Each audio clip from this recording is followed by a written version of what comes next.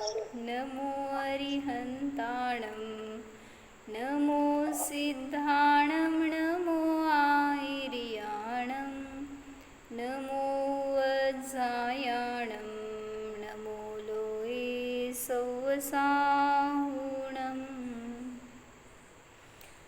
अजर अमर विकल विकारी अविनाशी अनंत गुणधाम नित्य निरंजन भवदुःख भंजन ज्ञान स्वभावी सिद्ध प्रणाम ज्ञान स्वभावी सिद्ध प्रणाम।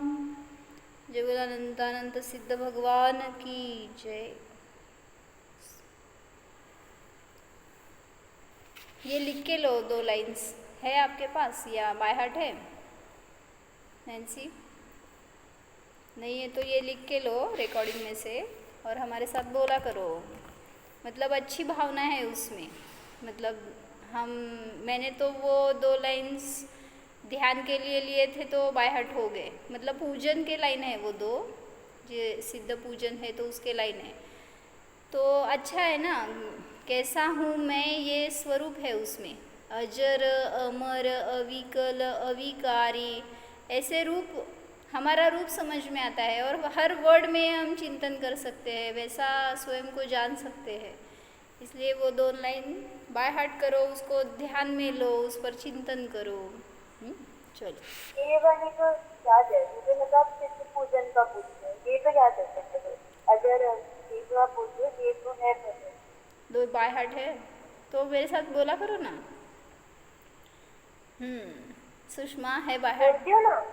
करते हैं, मुझे नहीं पता। ठीक है, अच्छा है। सुषमा लिहून घ्या आणि म्हणत जावा ते, म्हणजे त्याच्यावर चिंतन होतं थोडं। चला। विराग सनातन शांत निरंश निरामय निर्भय निर्मल हंस सुधाम विबोध निधान विमोह प्रसीद विशुद्ध सुसिद्ध समूह विदुरित संस्कृती भाव निरंग समामृत पूरित देव विसंग अबंध कषाय विहीन विमोह प्रसीद विशुद्ध सुसिद्ध समूह निवारित दुष्कृत कर्म विपाश सनामल केवल केली निवास भवोदधिपारग शांत विमोह प्रसीद विशुद्ध सुसिद्ध समूह अनंत सुखामृत सागर धीर कलंकर जोमल भूरी समीर विखंडित काम विराम विमोह प्रसीद विशुद्ध सुसिद्ध समूह विकार विवर्जित तर्जित शोक विबोध सुनेत्र विलोकित लोक विहार विराव विरंग विमोह प्रसीद विशुद्ध सुसिद्ध समूह रजोमल खेद विमुक्त विगात्र निरंतर नित्य सुखामृत पात्र सुदर्शन राजित नाथ विमोह प्रसीद विशुद्ध सुसिद्ध समूह। कैसे है सिद्ध प्रभु? सभी जो 2 लाइंस बोलते हैं तो सभी में सभी विशेषणों से स्वयं की भी भाव वासना करो और वैसे सिद्ध है ऐसा भी निर्णय किया करो। मतलब सभी वर्ड्स के अर्थ समझ में आते हैं जब बोलते हैं हम तब। अबंध है, कषाय विहीन है, जिन्होंने निवारित दुष्कृत कर्म विपाश, दुष्कृत ऐसे जो कर्म है, कर्म विपाश को जिन्होंने निवारण कर दिया है, जो सदैव केवल ज्ञान में निवास करते हैं, ऐसे सभी विशेषण जब बोलते हैं तो उनका स्वरूप हमारे सामने आना चाहिए। मतलब अभी अर्थ समझ में आ गया है तो भाव वासना भी हो सकती है वैसी, तो भावपूर्वक बोला करो जब बोलते हैं तब सभी लाइन्स में। ये क्या बताया था? विहार, वीराव, वीरंग, विमोह, इसका अर्थ क्या था? प्रभु विहार स्वरूप है, विराव स्वरूप है, मतलब क्या बताया था? विहार है, विहार स्वरूप है यानी जो स्व में विहार करने वाले हैं, स्वविहारी है। या दूसरा अर्थ बताया था कि जिनके चित्त में से, जिनके ज्ञान में से, चित्त नहीं ज्ञान ही, जिनके ज्ञान में से हार यानी ग्रहण और त्याग का भाव ही निकल गया है, ऐसे विहार स्वरूप है भगवान। हरण बोलते हैं ना, हरण से हार हो गया, हर से हार, तो हरण करना यानी ग्रहण करना और त्याग करना। तो जिनके ज्ञान में से किसी का भी अभी ग्रहण और त्याग ये विकल्प ही नष्ट हो गए हैं, तो वो विहार स्वरूप है भगवान। और विराव है वो मतलब क्या बताया था? रव यानी शब्द, ध्वनि, नाद। तो जो रव या राव रहित है, विरहित है, मतलब जो शब्द रहित है, ऐसे विराव स्वरूप भगवान। अभी उनको शब्द से कुछ भी काम नहीं है सिद्ध भगवान को। अरिहंत भगवान के रिलेशन में तो आते हैं शब्द, दिव्य ध्वनि के माध्यम से उनके शब्द निकलते हैं, लेकिन सिद्ध भगवान तो अभी अनंत काल तक म्यूट हो गए हैं, उनकी वाणी नहीं खिरती। तो इस वजह से बताया कि जो भगवान है वो कैसे है? विराव स्वरूप है। प्रीती भाभी मला दिसला, तुम्ही मला दिसू देत, व्हिडिओ ऑन ठेवा।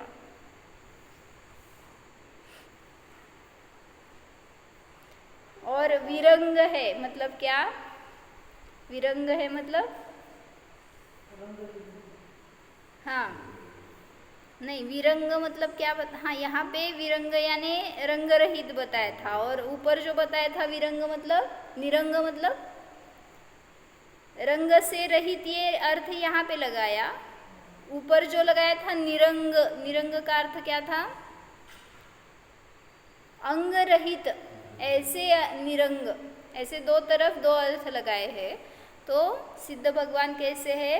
अंग रहित है, विरहित है, जिनको या अंग रंग रहित है, ऐसे दो जगह दो अर्थ लगाए हैं। उनके अभी शरीर नहीं है तो किसी भी प्रकार का रंग भी नहीं है। जब तक अरिहंत दशा थी तब तक उनके डिफरेंस देखते थे हम, कितने भगवान कौन से रंग के हैं, कितने भगवान कौन से रंग के हैं, ऐसे। तो अभी भगवान को, सिद्ध भगवान को कोई भी रंग नहीं है। वैसे ही हमारे आत्मा को भी कोई रंग नहीं है। किस शरीर में जाते हैं उस रंग के बन जाते हैं, लेकिन आत्मा तो विरंग स्वरूप है। चलो आगे। रजोमल विमुक्त है, खेद विमुक्त है और विगात्र है। क्या बताया था इसमें? ये तीन विशेषण में कैसे है भगवान? द्रव्य कर्म, भाव कर्म और नो कर्म से रहित है। तीनों विशेषणों में तीनों कर्म लगाए हैं। रजोमल यानी द्रव्य कर्म, खेद यानी जीव के परिणाम है इसलिए वो भाव कर्म, उससे रहित है। और विगात्र यानी, गात्र यानी शरीर, तो शरीर रहित मतलब नो कर्म रहित लिखा है आपने। क्या क्या बताया मैंने? द्रव्य कर्म, भाव कर्म और नो कर्म से रहित ऐसे सिद्ध प्रभु है, वो निष्कर्म है। और कैसे है? इन तीनों कर्ममलों से रहित है, इसलिए निरंतर नित्य सुख रूपी अमृत का पान करने वाले, सुख रूपी अमृत का के पात्र है, ऐसे बताया। इसलिए निरंतर सुख रूपी ज्ञान का, अमृत का ही स्वाद लेने वाले हैं। आगे बताते हैं, अभी वो रह गया था। सुदर्शन राजित नाथ विमोह, मतलब क्या? सुदर्शन ऐसे नहीं है, सुदर्शन है वो, मतलब क्या?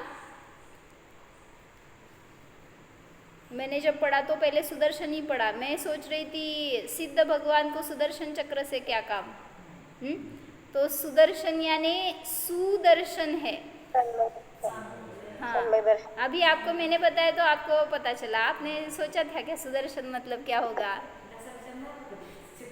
हाँ हाँ, नहीं, मुझे सुदर्शन ये शब्द मैंने एक टाइम पे पढ़ा ना, इसलिए उसका अर्थ ऐसे लगा रही थी। लेकिन सुदर्शन से जो राजित है मतलब रहते हैं, विराजित है। जो सुदर्शन से विराजित है यानी सम्यक दर्शन पूर्वक विराजित है, ऐसे वो सुदर्शन स्वरूप नाथ यानी स्वामी है, भगवान है। सुदर्शन वाले जो भगवान है ऐसे सिद्ध सहज विमोह रूप है। कैसे है? मोह विरहित है। तो ऐसे सिद्ध भगवान प्रसीद, मुझ पर प्रसन्न हो। यहाँ से पढ़ती हूँ। सुदर्शन राजित, हे भगवान आप सुदर्शन राजित है, यानी सम्यक दर्शन से श्रद्धान से अलंकृत है। राजित है यानी विराजित है, शोभित है, अलंकृत है। भगवान के कौन सा सम्यक्त्व होता है बताओ? सिद्ध भगवान के पास कौन सा सम्यक्त्व है? हाँ, तो क्षाई कैसे बोलते हैं? तो ये एक्चुअली औपाधिक हो गया। मतलब कर्मों के क्षय के निमित्त से जो प्रकट होता है तो वो क्षयिक सम्यक दर्शन बोलते हैं। कर्मों के क्षय के निमित्त से, कर्मों के क्षय से नहीं बताया मैंने। क्या बताया? डिफरेंस समझ में आ गया? कर्मों के क्षय ने जीव को क्षयिक सम्यक दृष्टि नहीं बनाया।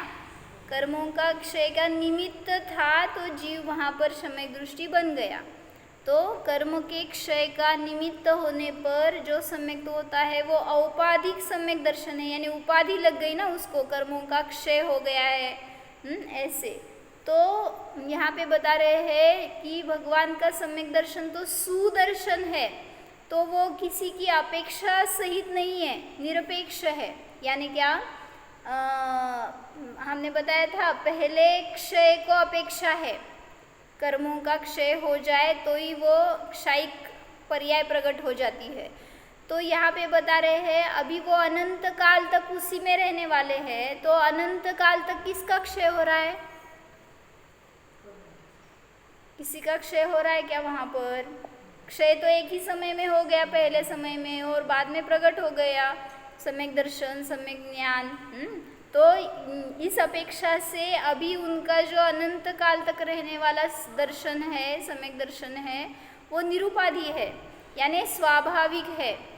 उनका किस गुण की पर्याय है? सुषमा बताओ, सम्यक दर्शन ये किस गुण की पर्याय है?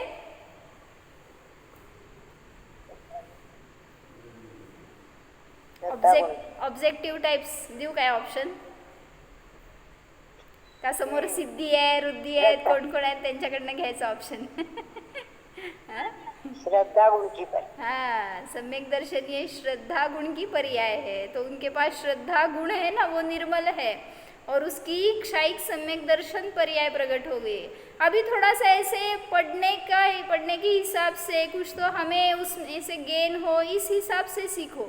सिर्फ ऐसे सुन के तो बहुत बार छोड़ दिया, आर्यंत कैसे, सिद्ध कैसे, सभी का स्वरूप जान लिया है, लेकिन अभी थोड़ा सा आगे बढ़ो ना, क्या है स्वरूप कैसा रहता है। सभी को नहीं तो क्या बोलते हैं, कथा सुनना है, बस चर्चा सुनना है, ऐसे विकास कैसे होगा फिर? उनके जैसा हमारी भी ज्ञान की परिणति हो जाए, इसलिए थोड़ा सा हाँ चलो, जैसे जिसकी योग्यता। मुझे बताना था क्षयिक सम्यक दर्शन ये औपाधिक है। काय म्हणले काका मी? म्हणजे काय सांगा? औपाधिक आहे म्हणजे उपाधी हो, उपाय नव्हे, उपाधी. काय म्हणायचंय? उपाधी निरुपाधी आहे. क्षयिक सम्यक दर्शन कसं आहे? प्रीतिवेन बसा की समोर माझ्या. काय बघत नाही मागचं पुढचं दुकानात तुमचं? आहे. हां, दुकानात आहे. असू देत, मी सगळं बघते. दुकानात आहे. दुकान सगळ्यांना दिसेल, तुमचं ॲडव्हर्टाइजमेंट होईल. तो क्षयिक सम्यक दर्शन बोलना ये तो औपाधिक कथन है, सिद्ध भगवान का सम्यक दर्शन तो स्वाभाविक है, परिणति हो गई है श्रद्धा गुण की वैसी अभी, इसलिए वो सम्यक दर्शन किसी कर्मों के अधीन नहीं है, कर्मों के क्षय के अधीन नहीं है, वैसा ही जीव का स्वरूप है। तो इसलिए बताया सुदर्शन से राजित है, अभी उनका वो दर्शन कभी भी उनसे नष्ट नहीं होगा, उसमें वो ऐसे विराजित हो गए हैं तो अनंत काल तक सुदर्शन में रहेंगे। ऐसे सुदर्शन में राजित है, सुदर्शन राजित नाथ विमोह, कैसे है भगवान? 3 लोक के नाथ है, स्वामी है। ऐसे लगता है आपको? आपके स्वामी कौन है? झट से आप नाम बता दोगे, कौन है? काय नाव आहे सांगा सुषमा? नाथ. कोण आहे नाथ? कोण तर म्हणणार आहे का? काय नाथ कोण तुमचे? काय म्हणती? पंचपरमेष्ठी. होय, माझ्यासमोर पंचपरमेष्ठी. तिथं लग्न झाल्यावर काय सांगितलं का कधी कोण नाव? नाथ कोण आहे तुमचं म्हणल्यावर? ते व्यवहारानं असते. होय ना, ते व्यवहारातच अडकलाय सगळेजण. तेच सांगायचंय, निश्चय घ्या जरासं. निश्चयाने सांगतायत की पहिल्यांदा हे पण व्यवहारच आहे ॲक्च्युली. निश्चयाने तर तुम्ही स्वतःचे नाथ आहात. व्यवहार सगळ्यात महत्त्वाचा हा आहे. ते तर बाहेरचं काय म्हणायचं अडकवणारा व्यवहार आहे, हे सोडवणारे आहेत. म्हणून आजपासून नाथचं नाव बदलून टाका. कोण आहे तुमचे नाथ? म्हणजे मध्ये नाव घालू नका त्यांचं, पण आपलं नाव आहे काय? पहिलं नाव घाला सिद्ध. कोण नाथ आहेत आपले? सिद्ध भगवान नाथ आहेत. 3 लोकाचे नाथ आहेत ते, आपलेच नाही तर 3ही लोक त्यांच्या अधीन आहेत. उपाधी काय म्हटली? उपाधी उपाधी म्हणजे बाहेरून जोडलं गेलेलं. कर्म के क्षय का निमित्त ये उपाधि. और जैसे आपको नाम आया माँ, क्यों आया? आपका ये रियल नाम है क्या? रियल रूप है क्या? माँ, बहन, पुत्री, ये सब औपाधिक है, यानी किसी की अपेक्षा से कथन है उसका. तो इसलिए औपाधिक जो होता है वो नश्वर होता है, या वो सच नहीं होता, वो पर की अपेक्षा से सहित होता है. तो इसलिए क्षयिक सम्यक दर्शन भी औपाधिक है, ऐसा बताया. क्यों? क्योंकि उसको कर्म के क्षय के निमित्त की अपेक्षा है. लेकिन अभी क्षयिक सम्यक दर्शन तो प्रकट हो गया. कहाँ पे प्रकट होता है क्षयिक सम्यक दर्शन? कहाँ पे प्रकट हो सकता है? बोला की. सगळं शिकून आलो आपण आता. क्षयिक भाव सगळे शिकलेत पंचस्तिकामध्ये म्हणल्यावर. कुठं? पहिल्या गुणस्थानात. काय काका? पहिल्या गुणस्थानात क्षयिक सम्यक दर्शन असतं का? हाँ, चौथे गुणस्थान में हो सकता है. किसी को अगर क्षयिक सम्यक दर्शन होगा तो चौथे में भी हो सकता है. कौन है चौथे गुणस्थान में अभी क्षयिक सम्यक दृष्टि? बताओ.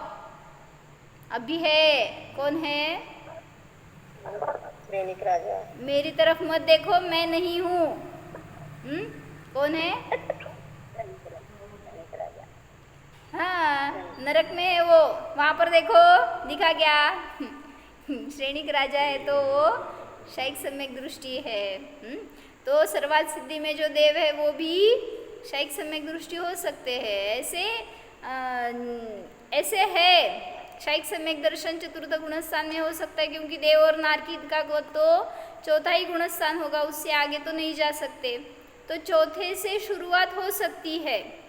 जैसे भरत चक्रवर्ती को हो गया, या राम को हो गया. राम भी क्षयिक सम्यक दृष्टि थे चतुर्थ गुणस्थानवर्ती, और फिर बाद में दीक्षा धारण कर ली. मुझे क्या बताना था? क्षयिक ये पद कर्म के क्षय के निमित्त से लगा है, तो चौथे गुणस्थान में सिद्ध नहीं हो गए वो. चौथे गुणस्थान में सिर्फ क्षयिक सम्यक दर्शन प्रकट हो गया है. फिर बाद में क्षयिक ज्ञान प्रकट होगा. कब होता है नैन्सी? क्षयिक ज्ञान कब प्रकट होता है? क्षयिक ज्ञान मतलब क्या? केवल ज्ञान कहाँ प्रकट होता है? हमारे घर में, मंदिर में, कहाँ पे? अर्यंत अवस्था में। हाँ, तो कौन सा गुणस्थान होता है उनका? 13वां गुणस्थान।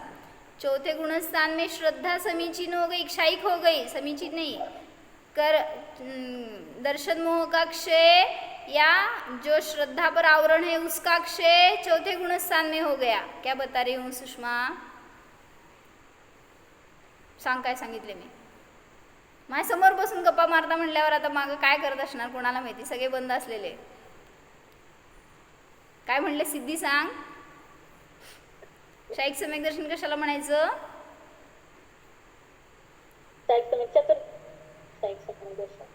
सिद्धी सांगणार आहे.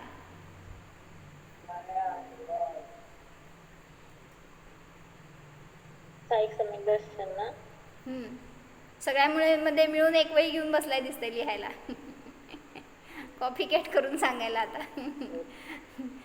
तो मैंने बताया क्षायिक सम्यक दर्शन चतुर्थ गुणस्थान में प्रकट हो सकता है. क्षायिक ज्ञान कहाँ प्रकट हो सकता है? प्रकट होता है 13वें गुणस्थान में ही प्रकट होगा क्षायिक ज्ञान. और क्षायिक चारित्र यथाख्यात चारित्र है वो 11वें गुणस्थान में प्रकट हो जाता है. तो मुझे बताना था क्षायिक सम्यक दर्शन जो है उसके लिए ऑप्शन है.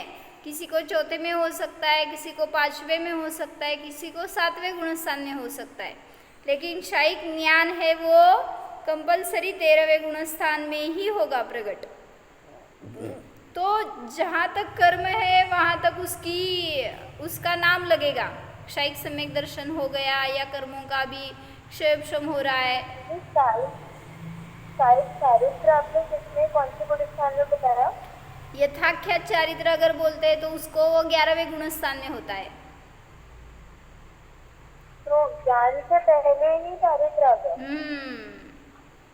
आ गया क्वेश्चन. तो बहुत अच्छा है, क्वेश्चन तो आना चाहिए. सभी लोग म्यूट में ही सुन रहे हैं. ठीक है, आप कह रहे जो वही सही है ऐसे. मतलब क्षायिक चारित्र मोहनीय के अभाव में चारित्र प्रकट हो गया. चारित्र मोहनीय जो है ना उसका अभाव हो गया 10वें गुणस्थान में. तो वो ही चारित्र पर आवरण करने वाला होता है, चारित्र मोहनीय कर्म. तो उसका अभाव होने पर अभी क्षायिक चारित्र प्रकट हो गया 10वें गुणस्थान क्रॉस करने पर 11वें गुणस्थान में. लेकिन फिर भी वहाँ पर मोक्ष नहीं हुआ उसको, क्योंकि अभी वहाँ पर तो सभी कर्म है 11वें गुणस्थान में. 13वें गुणस्थान में जाने पर 4 घाती कर्म तो नष्ट हो गए, लेकिन अघाती कर्म है. तो इसमें बहुत अच्छी सी चर्चा आई है श्लोक वार्तिक, अगर आप पढ़ेंगे तो वहाँ पे उन्होंने बताया है.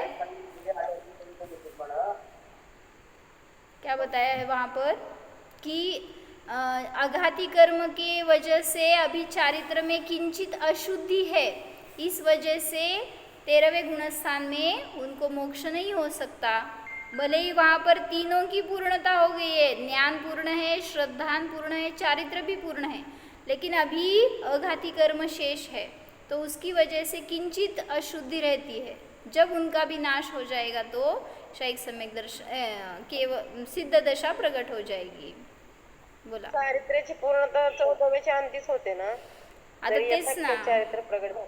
यथाख्यात चारित्र सांगितलं जात आहे 11व्या गुणस्थानात. वीतराग म्हणलं ना त्यांना, म्हणून तर वीतराग मुनी म्हणलं किंवा वीतराग दशा प्रकट झाली असं म्हणलं.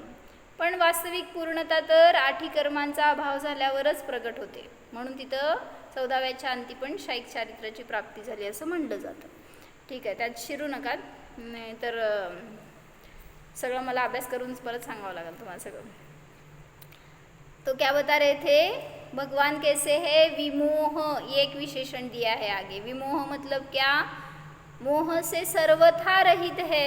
ये विशेषण सभी स्टैंजा में क्यों बताया है? बाकी सब अलग अलग है, लेकिन सभी तरफ देखा आपने? विमोह, विमोह, शांत विमोह, विराम विमोह. क्यों बताया विमोह?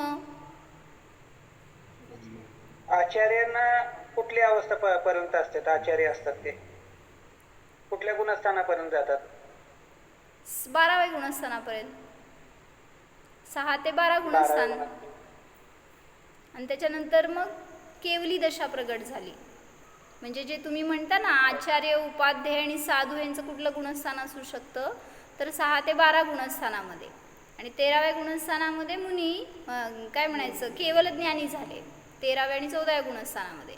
मग ते संयोग केवली, अयोग केवली असं नाव दिलं जाईल आणि मग सिद्ध दशा प्रगट होणार. तो विमोह ये विशेषण सभी तरफ क्यों दिया है? मोहाचं एक चक्री राज्य आहे ना, त्यामुळे त्याचाच पहिल्यांदा नाश करायचा आहे. तो सभी तरफ मोह ही है जो दुख का कारण है. मोह का ही नाश सुख का कारण है. इसलिए आपको क्या बोलते हैं, बार बार बताकर आप पर हैमरिंग कर रहे हैं कि मोह से जल्दी छूट जाओ.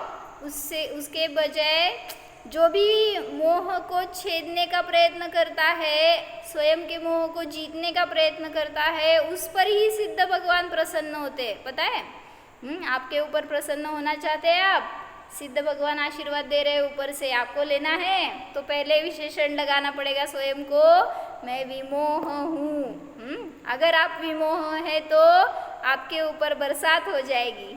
किसकी? सिद्धों के आशीर्वाद की. उनकी दृष्टि तो आप पर है, नहीं ऐसे नहीं है, लेकिन क्या कर रहे हैं वो, आपको देख रहे हैं, आप मोही बन रहे हैं और वो बता रहे हैं मैं निर्मोह हूँ, तो आप भी निर्मोह रूप को जानो. तो भगवान मोह से सर्वथा रहित है. मोह जीव को बहुत रुलाता है. उसी का अस्तित्व मेटना सब सुखों का आधार है, मूल आधार है. मोह के नाश होने पर ही परम पद प्रकट होता है. अतः जब उस पर दृष्टि जाती तब भक्त भगवान और अपने में मिलान करता है और कहता आप तो मोह से सर्वथा रहित है. जब भगवान की तरफ देखते हैं तो एक बार ऐसे बोला करो, भगवान विमोह है, निर्मोह है, मोह से सर्वथा रहित है. तो हे निर्मोही भगवान, आपको मेरा नमोस्तु. ऐसा आप कभी बोलते हैं? नहीं बोलो, बोलते हैं कभी? पता नहीं है आपको भगवान निर्मोह है, पता है लेकिन बोलते हैं क्या? मैं ऐसे बोलती हूँ, ऐसा ही प्रभु मैं भी हूँ जैसा आपका सही. ऐसा ही प्रभु, बोलो ना उस जरा यति में क्या बोलते हैं? प्रभु मैं भी हूँ, ये जैसे जंगल है, भरी भांति है, रूप तो मेरा. बहुत अच्छा. आपकी आवाज़ क्लिअर नाही आती नॅन्सी. वहाँ पे आवाज़ काय म्हणायचं, घुमतीला काय म्हणायचं, घुमतीला काय म्हणायचं, कम ज्यादा होती आवाज. आपकी आवाज़ वहाँ पे हाँ आसपास नहीं घूमती हो आवाज़ तिची, ते सांगायचं आहे. जाऊ दे थोड़ा. आवाज घूम रही है. आवाज़ घूम रही है आपकी. हाँ, कहाँ घूम रही है देखो. तो ऐसे क्लियर आवाज़ नहीं आती इसलिए बताया. और हर रोज़ हमें 2 लाइन्स बताया करो ऐसे, आप अच्छा भजन बोलते हो. तो वो ऐसे भक्तिपूर्वक जो बोलते हैं ना, तो नॉर्थ इंडियन से सीखना चाहिए. वो नॉर्थ इंडियन इसलिए बता रही हूँ. मतलब हमारे यहाँ पे करते हैं भक्ति, नहीं ऐसे नहीं तो सब लोग कल गायब हो जाएंगे. लेकिन सभी की तरफ से कुछ न कुछ अच्छा लेना चाहिए. चलो, क्या बता रही थी मैं? मोह का नाश होने पर ही परम पद प्रकट होता है. मेरा स्वभाव भी ऐसा ही है, किंतु मैं पर्याय में मलिन हो रहा हूँ. इसलिए हे निर्मल भगवान, हे निर्मोह भगवान, आप मुझ पर प्रसन्न हो. मेरी भी प्रसन्नता अर्थात निर्मलता प्रकट हो. ऐसा गुणानुवाद करके मोक्ष मार्ग हम भी प्रशस्त कर सकते हैं, दृढ़ कर सकते हैं. इसमें कोई भी संदेह नहीं है. जिसको भी दृढ़ करना है तो यही एक अवलंबन है, भगवान का ध्यान करके वैसा मैं हूँ, ऐसा चिंतन, ऐसा अनुभवन करना चाहिए. तो हमारी जो सती है चंदना, वो तो कितने प्रतिकूल प्रसंग में है, लेकिन उसका चिंतन तो यही चल रहा है कि भगवान जैसे है वैसा मैं हूँ, भगवान के साथ, मेरे साथ भगवान है, मैं उनके साथ और वो मेरे साथ निरंतर है। तो क्या दशा थी अभी उसकी, उसको कारागृह में डाल दिया था ना सेठानी ने, कैसे मुंडन करके हाथ में बेड़िया डालकर उसको वहाँ पे कारागृह में डाल दिया था। अभी वहाँ पर उसका चिंतन चल रहा है कि मेरे साथ तो भगवान है, तो मैं सुरक्षित हूँ, मैं आनंदी हूँ। ऐसा भी कर सकते हैं जीव, पता है आपको, हमारे ऊपर तो ऐसा कोई प्रसंग नहीं आता, फिर भी हम भगवान को याद नहीं करते। तो यहाँ बता रहे हैं, अरे आत्मन, अनादि से स्वभाव की विराधना के कारण ही विराधक निमित्तों में रहना पड़ता है। अच्छा बताया, क्या बताया? अनादिकाल से मैंने अभी तक विराधना की है, इसलिए विराधक के निमित्त मिल रहे हैं। और एक बार पढ़ूं, अनादि से अपने स्वभाव की विराधना की है, उसके कारण ही विराधक निमित्तों में रहना पड़ता है। मतलब प्रतिकूल निमित्त क्यों मिलते हैं? क्योंकि मैंने अपने स्वभाव की विराधना की है, इस वजह से। मात्र मोह के कारण बाह्य संयोगों में अनुकूलता प्रतिकूलता की कल्पनाएं होती है। प्रत्यक्ष में दुख का कारण स्वयं का अज्ञान और मोह है। क्या बताया? वास्तविक आपके दुख का कारण कौन सा है? आपके ही परिणाम है। बाह्य दृष्टि से भी देखें तो संयोगों के मिलने में भी जीव का स्वयं का पूर्व उपार्जित कर्मोदय निमित्त है। क्यों आपको दुख हो रहा है? आप ही ने किए हुए परिणाम है, तो उसकी वजह से आप में ऐसे कर्मों का उदय चल रहा है। यदि वहाँ दुख भासित होता है तो एक ही उपाय है कि उनमें अपनत्व न करे। क्या बोल रही हूँ मैं? अगर आपको मोह से छूटना है तो क्या करना चाहिए? बस उसमें अपनत्व न करे, उन्हें अपना स्वीकार नहीं करे, अपनी दृष्टि अंतर में कर लेवे। अभी वो बैठी है तो कारागृह में बैठी है। आहो, यह कारागृह नहीं, यह तो भव कारागृह से छूटने का उपाय है। यह उपसर्ग नहीं, यह तो पुरुषार्थ बढ़ाने का एक निमित्त मात्र है। बोलते हैं ना, जो भी आपको प्रसंग आता है, जो भी संयोग मिलता है, तो उसमें पॉजिटिव चिंतन करना चाहिए। क्या बोला मैंने? कहाँ पे पॉजिटिव चिंतन करना है? मंदिर में बैठकर जो कुछ बोला है, जो कुछ जिस भी संग में है, हम संयोग में है, तो वहाँ पर प्रतिकूलता भी हो तो भी पॉजिटिव चिंतन करते हैं क्या? नैन्सी, कैसे चिंतन चल रहा है बताओ? सच्ची सच्ची करतो का? नाही, मला सांगा तुम्ही करा म्हणून मी करते, तुम्ही मला सांगायचं, मी तुम्हाला सांगायचं। तो वो तो कारागृह में बैठी थी, तो उसका चिंतन चल रहा था, ये तो भव कारागृह ही वास्तविक कारागृह है, उससे छूटने के लिए मुझे प्रयत्न करना है, यहाँ से छूटने के लिए नहीं। यह उपसर्ग नहीं, यह तो पुरुषार्थ बढ़ाने का निमित्त मात्र है। सच में आराधकों पर उपसर्ग केवल ज्ञान का निमंत्रण लेकर आता है। मतलब जो भी आराधना करते हैं धर्म की, उन पर जो उपसर्ग आता है वो केवल ज्ञान को देने वाला होता है। ऐसे लगता है आपको केवल ज्ञान चाहिए तो सभी उपसर्गों को बोलना चाहिए, आओ आओ। कैसे? किनको बोलना है? क्योंकि ऐसे बताया ना कि जब उपसर्ग आते हैं, विपत्ति आती है, तो अधिक कर्मों की निर्जरा होती है, जल्दी मोक्ष मिलता है। किसको जल्दी चाहिए बोलो? सभी को जल्दी चाहिए, लेकिन स्मूथ चाहिए, स्मूथ। कैसे मोक्ष जाना है? स्मूथली जाना है या फास्ट जाना है, लेकिन कोई वहाँ पे तकलीफ ना हो, ऐसे तो कभी होगा नहीं। ज़रूर इस घटना के पीछे कुछ सुखद समाचार छिपा होगा। उसकी पॉजिटिव दृष्टि देखो ना, जो भी अभी उसके ऊपर बीत रहा है तो भी उसके भाव है, इसमें से भी कुछ पॉजिटिव होगा। ऐसे ही घर पर मैं गई थी एक बार, तो ऐसे ही हुआ था कि जब पता नहीं कौन से कब गई थी, तब क्या हुआ कि मैंने बहुत बार प्लान किया कि आज जाना है माता जी के पास, आज जाना है। मैं शोलापुर गई थी और माता जी पंढरपुर में थे, तो 5-6 दिन हो गए, तो उसके बाद में छठे 7वें दिन में जाने के लिए प्लान किया तो कैंसिल हो गया। फिर 2 दिन के बाद फिर से प्लान किया तो कैंसिल हो गया। तो ऐसे करते करते बहुत दिन हो गए, तो मैंने माँ से बोला कि ज़रूर इसमें से कुछ ना कुछ अच्छा होने वाला है या कुछ इम्पोर्टेंट होने वाला है, इसलिए ये ऐसा हो रहा है, नहीं तो कोई चांस नहीं था, कोई रीज़न नहीं था।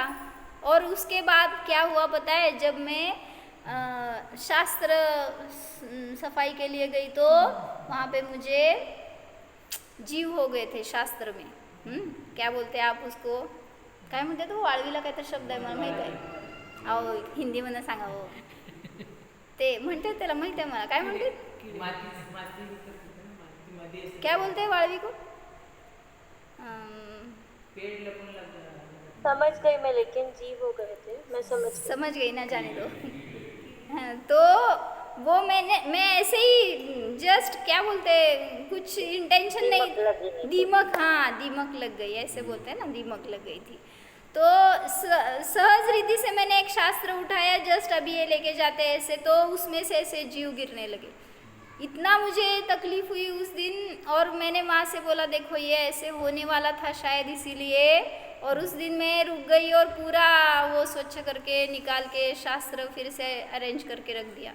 मतलब अगर ऐसे ही निकल जाती तो घर में, तो तब उस टाइम पे कोई देखने वाला नहीं था, वैसे ही रहते बहुत दिन तक तो कुछ भी हाथ में नहीं रहता।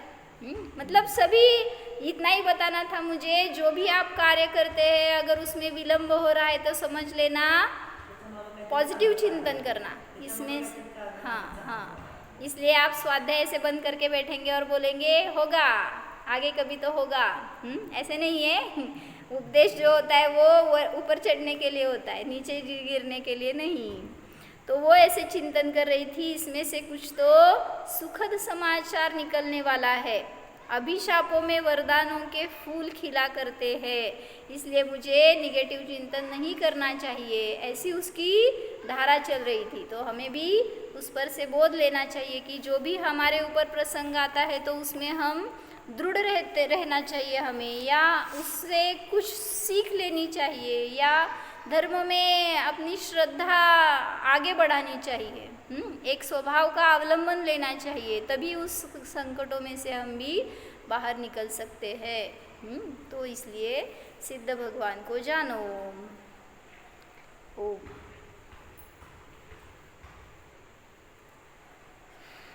जानो यह मैं स्वयं सिद्ध स्वरूप भगवान आत्मा हूँ।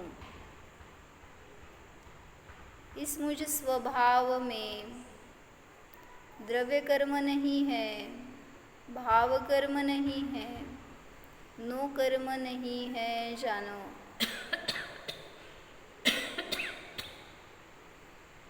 निष्कर्म स्वरूपोऽहम्,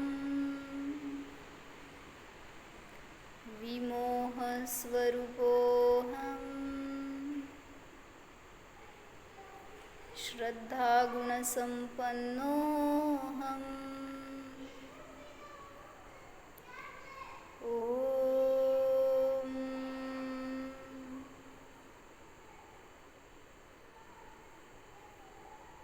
विसर्जन। नमो अरिहंताण।